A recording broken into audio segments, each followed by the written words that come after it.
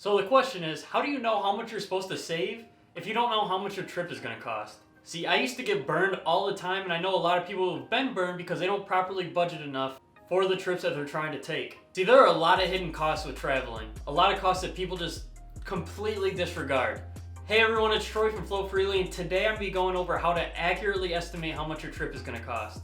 So there are 6 main points to keep in mind. I'll be going over each one and showing you how to accurately estimate each one so that at the end we can add them all up to get an accurate representation. So the first one is, how are you getting there? You gotta ask yourself, are you flying or are you driving?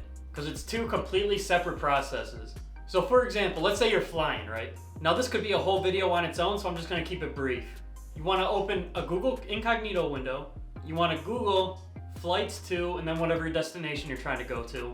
And then you want to go through the calendar that Google provides right there on the front page. See, this calendar provides you the cheapest dates that you can fly to this destination. You'll notice them because the prices will be in green. So if you were planning to fly out in July, but notice July is super expensive, but in August, all the prices are green and they're about $200 cheaper, I'm sure you would probably just fly out in August to save the money.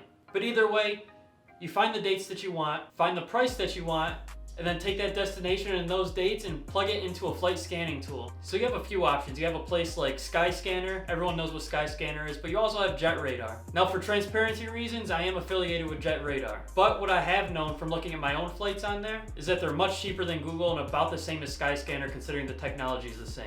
But whatever route you choose, just plug it into the flight scanning tool and then hit enter, and that'll give you the cheapest possible dates that can find across the whole internet. Whatever price that gives you, write it down, because that takes care of your flying costs. Alright, now let's say you're driving. So for this example, I'm going to say I'm in Fairfax, Virginia, and I'm driving down to Atlanta, Georgia. So the first step I would do is just Google Fairfax to Atlanta, and then I go to Google Maps, and then I choose the car icon because to signify that I'm road tripping. And then this is going to tell me how long it's going to take to drive there, but it's also going to tell me how many miles it is in between the two. Now if this is a round trip drive, I'm going to multiply the miles by 2, there and back. I'm going to take however many miles that is, say 1,200. I'm going to take that 1,200 divided by how many miles per gallon my car gets, which is about 30, which leaves me with about 40 gallons worth of gas to get there and back. Estimated. 40 gallons of gas times the $2.50 that it costs right now per gallon on average, that's about $100. Now on top of that $100 for gas, you also have to take into consideration snacks and drinks and whatever else you might come across on your trip down there. For example, if you stay in a hotel one night on your way down there, that would come into your cost as well. But if it's a straight shot, the $100 for gas, I'd estimate about $50 to $75 for snacks. You'd be surprised how much snacks add up, but I say max $200 in this scenario. Alright, so we got the method of travel down. What about once you get to your destination? Now you gotta know, how much is your hotel gonna cost? Or how much is your Airbnb gonna cost? See, I've been an Airbnb guy since the very first time that I stayed in Airbnb, and I've only had one bad experience with Airbnb. That's another video.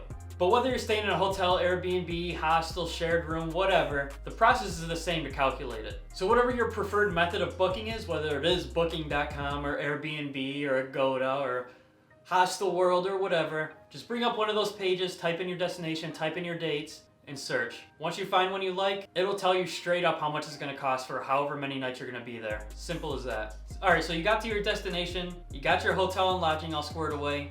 Now, how are you going to navigate around the city? Are you going to be taking trains and buses? Or are you going to be getting a rental car? Two great options. Me personally, I'm always a bus and a train kind of guy. I love public transportation. It's much cheaper. You get a more personal feel with the city that you're in. And overall, I feel like it's easier when you look at it from the grand scheme of things. But rental cars offer you a ton more freedom, so you gotta weigh your options.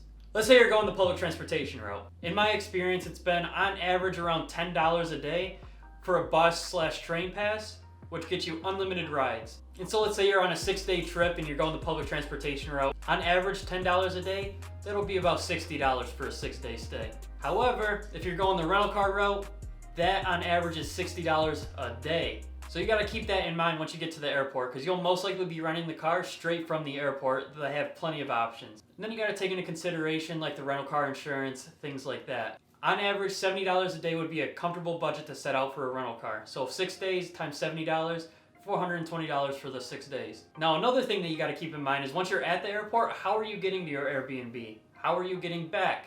Most likely an Uber, most likely a taxi, right? So rental car route, that's all taken care of. But public transportation route, you're gonna have to buy the Uber to your hotel, which could be upwards of $40 in some cases, and then another $40 back. So that's $80 right there that a lot of people don't take into consideration. So public transportation route for a 6-day trip, we're looking at about $140.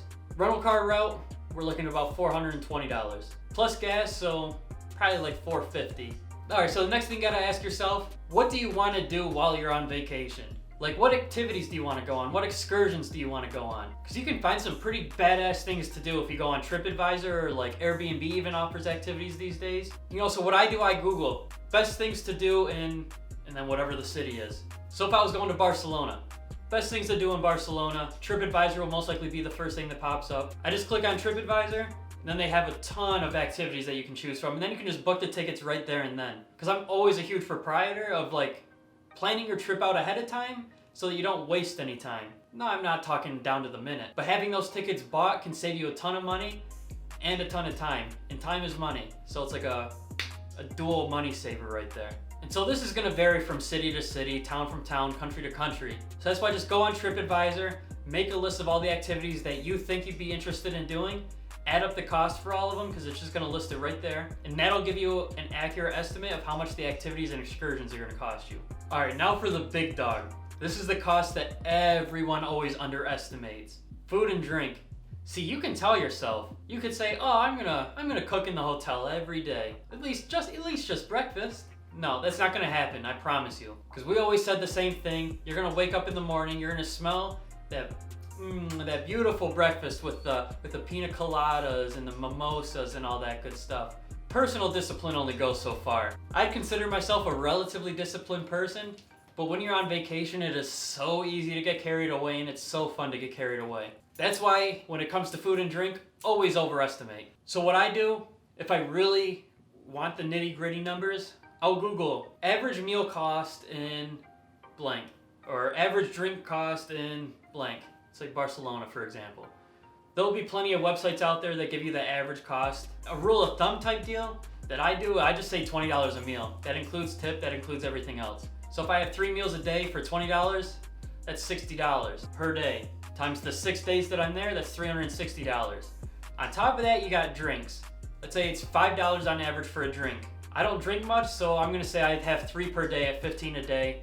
Times 6, that's 75 on top of the 360, so that's 435. However, I'd budget at least 600 into that, because that 435 could easily turn into 600 just like that. So it's always better to over budget for food. It's better to over budget in general, but especially for food and drinks. All right, last but certainly not least is souvenirs. See, I always forgot souvenirs, so I'd end up having to spend money that I didn't budget for, and it kind of bit me when I would take a look at my bank account when I got back from my trip. So that's why I'm warning you to budget for souvenirs. Now, there's really no super accurate way to calculate this, so I just have a rule of thumb as well for this one, and that's $15 per person. Now, if you only have a couple people to buy for, then you can up that cost to $20, $30 a person. But I have a pretty large family, and I wasn't the best at buying souvenirs, which I super regret that. But when I did buy for everyone, I would say about $15 a person. Let's say I spend for, let's just say 5 people. That's another $75 right there. All right, so now that we've gone through all 6, you wanna take your flight cost, your lodging cost, your transportation cost, your activities cost, food and drink, and souvenirs. You wanna take all 6 of those, add them up, and that's a ballpark estimate on how much you can expect to spend on this vacation. Now, as I said, I always recommend budgeting more than that. So let's say your total's $1,500. I'd say budget at least $1,700. Shoot for $1,700, and you can't go wrong. So thank you guys for watching. If you enjoyed the video, hit subscribe and click that bell icon so you get notifications whenever I upload. On top of that, leave a like and share this video with friends, and I'll catch you guys in the next one.